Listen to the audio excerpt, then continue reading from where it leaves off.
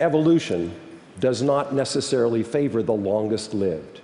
It doesn't necessarily favor the biggest, or the strongest, or the fastest, and not even the smartest. Evolution favors those creatures best adapted to their environment.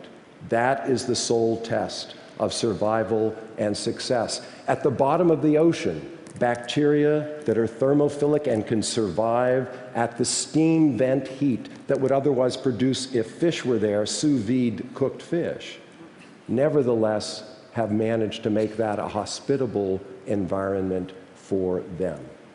So what does this mean as we look back at what has happened in evolution, and as we think about the place again of humans in evolution, and particularly as we look ahead to the next phase? I would say that there are a number of possibilities. The first is that we will not evolve. We have reached a kind of equipoise.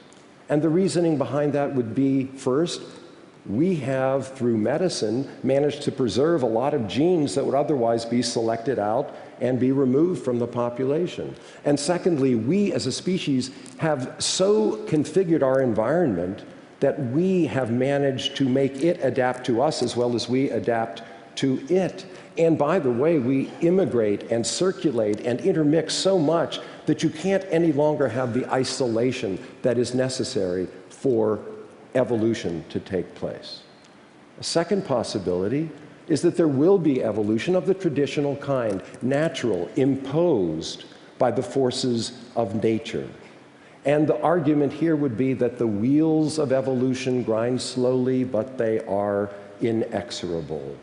And as far as isolation goes, when we as a species do colonize distant planets, there will be the isolation and the environmental changes that could produce evolution in the natural way.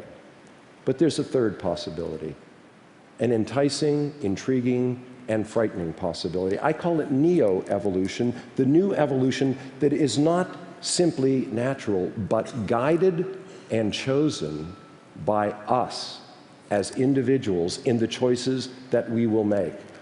Now, how could this come about? How could it be possible that we would do this? Consider first the reality that people today in some cultures are making choices about their offspring.